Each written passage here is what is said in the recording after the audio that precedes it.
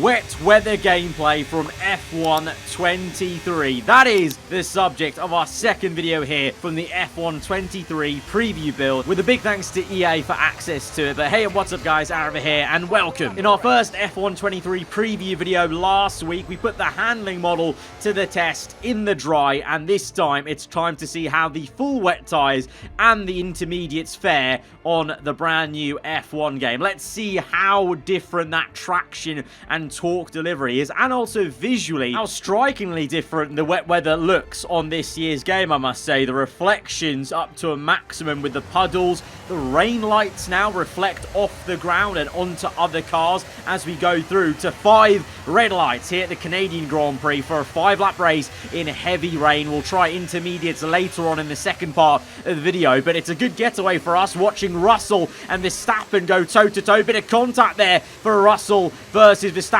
ironically on his side pod area, just like in Baku. But as we try and get to grips with the traction, you can see, you know, as you'd expect, there is a bit more wheel spin, a bit more modulation you need with your right foot. But just like we saw on the dry, there is much better torque delivery feeling through the gears. So I would say, compared to last year's game around Montreal, I do feel like you can get to that full throttle period a little bit quicker, but there is going to be a bit of difference, obviously, from wet to dry. There is a bit more kind of, you know, tiptoeing around. The car feels a bit more skittish, and I think, especially when the tyres go over the curbs, that's where I've been feeling it be a little bit more floaty. But on the tarmac, there is that, you know, higher confidence level of getting on the power just that bit earlier than F1 22. As we now have a move on Russell. He goes defensive to the outside, but we've done well under braking to roll the car through round the outside here. And then this hairpin, you know, you can see very minimal issues on throttle. This is without any traction control, no ABS, and like in the dry, it just feels a bit more responsive on the front end as well. There's not that, you know, huge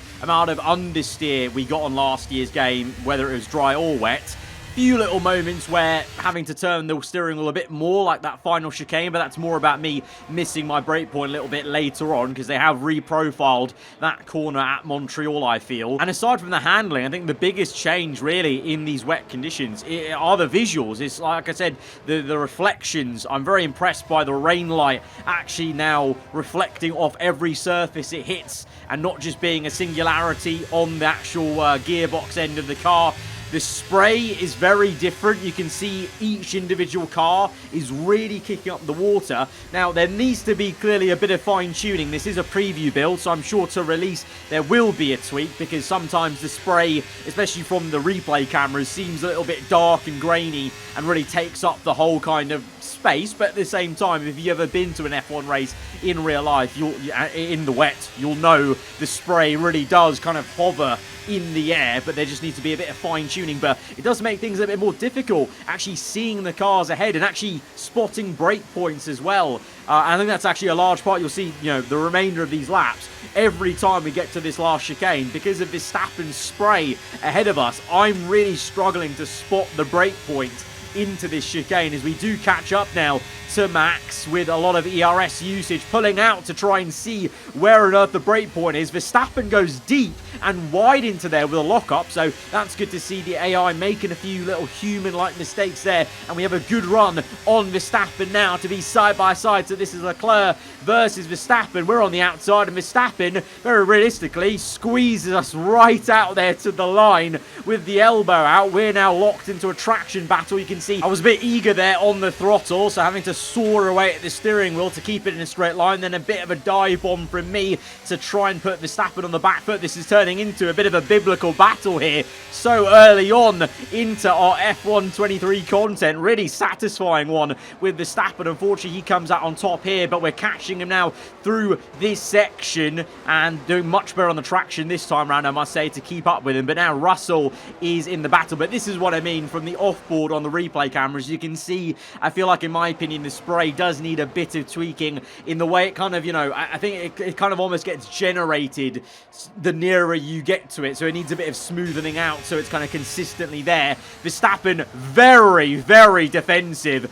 at the hairpin, basically brake checking us to the inside there. So very aggressive stuff from the AI, which is good to see though. Realistic in terms of the way he moved to the inside and really did not want to budge. But now, can we get a run going on here? He's going to block off the racing line. We go to the inside. We get squeezed. This is going to tighten up our line, so we have to back out of it, go for the wider line to try and get the better run, but I actually clipped a bit too much of the curb there and wasn't aggressive enough on throttle, so Verstappen pulls away from us into lap 4, the second last lap of this Grand Prix, and you can see up the road 1 and 2 getting away, but their spray is still there in the apex of turn 2, even though they've cleared the corner.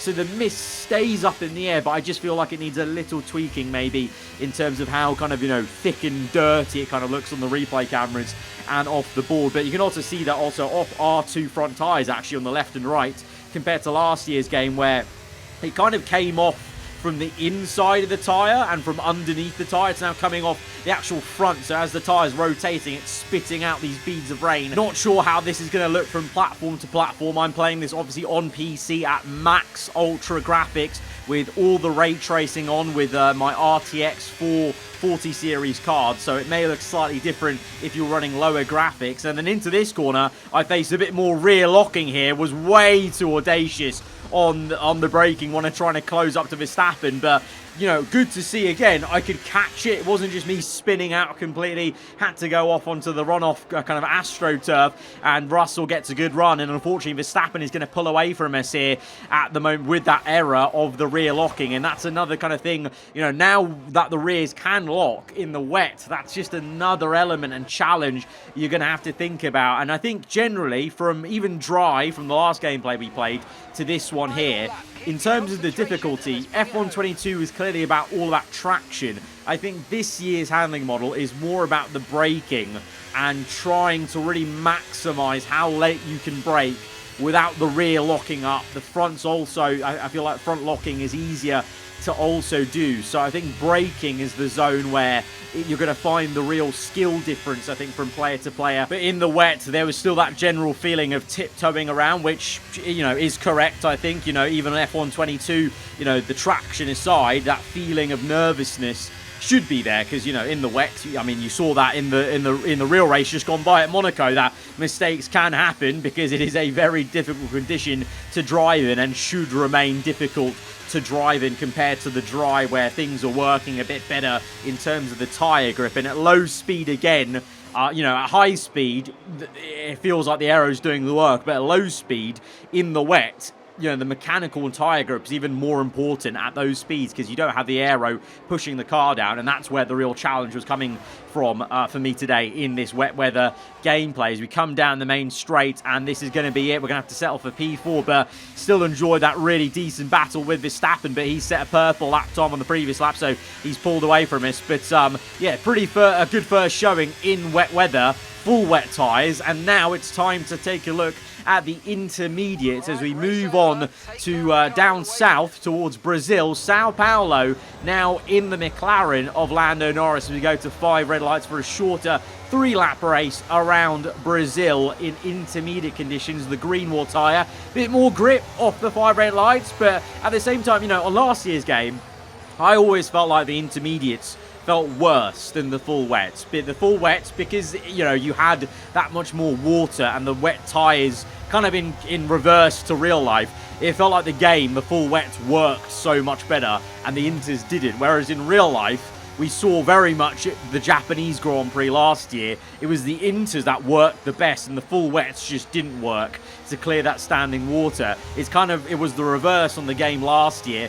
Now on this, I would say they're quite equalised. It's a bit more consistent. I feel like the same confidence was there for me on inters as it was in the full wet conditions. Obviously, a lot less, you know, water to try and contend with, and a bit less spray. So at this level, I felt like the spray graphics and the way the animations were a bit better. So again, like I said, I think that's maybe where there hopefully is going to be some tweaking to be done in the full release game, in the full, you know, the full wet where that spray is kind of a bit, I don't know, just doesn't load in properly. But on Inters, I feel like it was pretty decent and consistent in terms of coming off the cars ahead of us. And then in terms of traction, it was still, you know, little moments of difficulty up this hill. You know, you can see there, bit of oversteer again. That was me being a bit lead foot on the throttle. You saw I was stamping on it because I just thought, oh, I can surely go full throttle now, but still have to have a bit of modulation. So there is challenge. It's not like, you know, absolutely so easy. And if you do forget to concentrate on the throttle, it will bite you back a little bit with a bit of oversteer. But generally, compared to F1 22, there's not that waiting around having to go up to higher gears. You can't kind of feel like you can go on the throttle in the lower gears and control the input as you go up the gears. And now by the last lap of this race, gaining a bit of confidence under braking, because there were a few moments where I was locking up on lap 1, lap 2, feeling it out a bit more, and now wanting to be a bit more punchy on the brakes to try and get some more positions. We've got Hulkenberg, and now looking at this fight, the two Williams slower than Ocon ahead, so they're slowing up Ocon, so there's maybe a chance to make a dive down the inside here. Ocon gets a little bit askew because of Albon, so we managed to keep it side by side, a little bit wide here though, so I don't want to make contact with him. And then I'm about to make a mistake that was unplanned, but my rear right tyre was still on the curb, so I spun it out, tried to catch it, and then we actually have an unplanned crash with the Haas. And this is actually kind of a weird, nice way to look at the damage model for the first time, because we didn't really see it in the first gameplay preview. So damage model wise, I would say it's very similar to F1 22 from what I can see visually. You know, the front wing, the front tires breaking off, the tether's still there, no extra damage on the side pods, etc. But to be honest, I wasn't really expecting anything too drastically different, unfortunately, until maybe this game gets onto a new engine in future years. But that is going to be the end then of this second preview gameplay video from F1 23. Guys, if you have enjoyed it, be sure to hit that like button. Let me know what you thought in the comments below. And if you're around here, then do get subscribed for weekly Formula 1 content. I'll catch you guys next time. Goodbye.